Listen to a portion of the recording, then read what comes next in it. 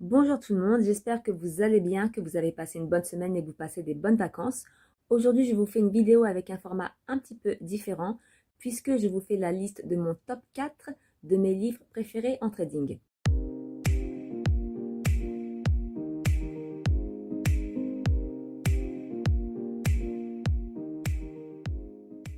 Quand j'ai démarré le trading, bien que je visionnais pas mal de contenu sur YouTube et que je me formais à côté et que je continue à le faire, j'ai passé pas mal de temps à lire des livres sur le trading.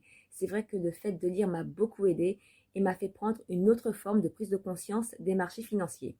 Et de toute façon, je trouve que quoi qu'il en soit, lire c'est très important. Ça apporte à votre cerveau une autre manière d'assimiler les choses et c'est vrai que j'encourage vraiment les gens à lire. On passe tout de suite au top 4 de mes livres préférés.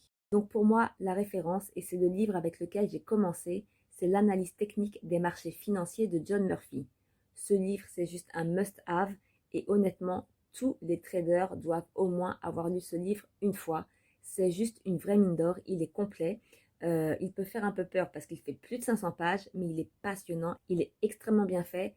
J'adore ce livre. Donc il aborde tout ce qui est analyse technique, comme le concept de base d'une tendance. Il parle de la théorie de dos, il a un chapitre sur la construction des graphiques, il évoque les figures chartistes, donc les figures de continuation, les figures de retournement. Il a un chapitre sur les chandeliers japonais, sur le market profile, sur le money management, sur des indicateurs comme les moyennes mobiles. Il parle aussi des volumes et j'en passe. Honnêtement, ce livre, c'est juste une tuerie et je pense vraiment que quand on trade, il faut lire ce livre. Le deuxième livre que je trouve génial, c'est Mémoires d'un spéculateur d'Edwin Lefebvre. Donc c'est une biographie qui retrace le parcours de Jesse Livermore. Jesse Livermore, c'est un trader qui a existé au début du siècle dernier. Il a commencé très jeune dans le milieu financier puisqu'il a débuté en tant que commis chargé des cotations chez un agent de change et c'est là qu'il a compris à peu près le fonctionnement du système financier et ce livre retrace son parcours, ses gros coups, ses échecs et surtout sa psychologie.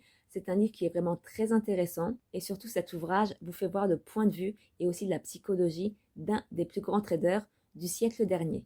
Le troisième livre, c'est Secrets de trading d'un moine bouddhiste de Daniel Aleman. Il me semble aussi que c'est une histoire vraie, si je ne dis pas de bêtises. Donc ça a été un petit peu romancé, mais ça raconte l'histoire d'un trader ruiné sur les marchés parce qu'il fait absolument tout ce qu'il ne faut pas faire quand on trade. Et il fait la rencontre d'un moine trader.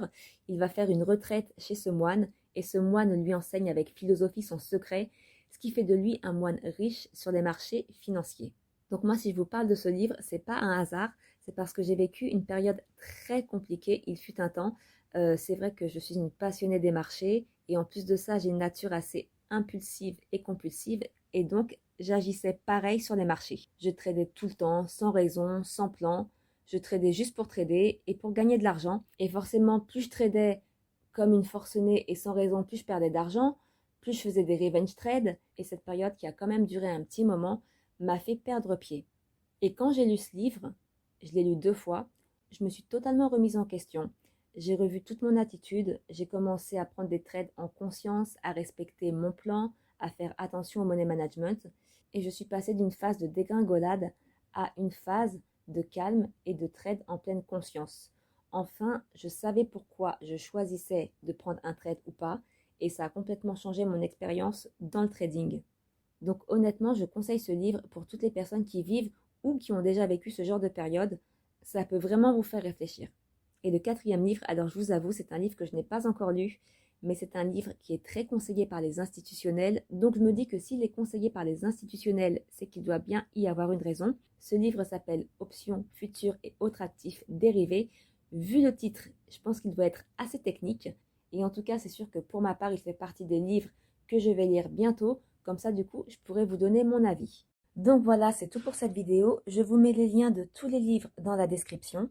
N'hésitez pas à me dire quel livre vous avez déjà lu, même si c'est un autre livre. Partagez justement en bas dans les commentaires les livres de trading qui vous ont inspiré. N'hésitez pas à me dire quel est votre livre de trading préféré et s'il y en a un qui vous parle parmi ceux que j'ai cités dans la vidéo. N'hésitez pas à liker, à vous abonner, à partager le contenu si ça vous a plu. J'ai aussi un compte Instagram, j'ai mis le lien dans la description. J'ai aussi un compte Twitter, j'ai mis le lien dans la description. Je poste régulièrement sur ces 2 comptes. Et moi, je vous dis à mercredi prochain pour une prochaine vidéo.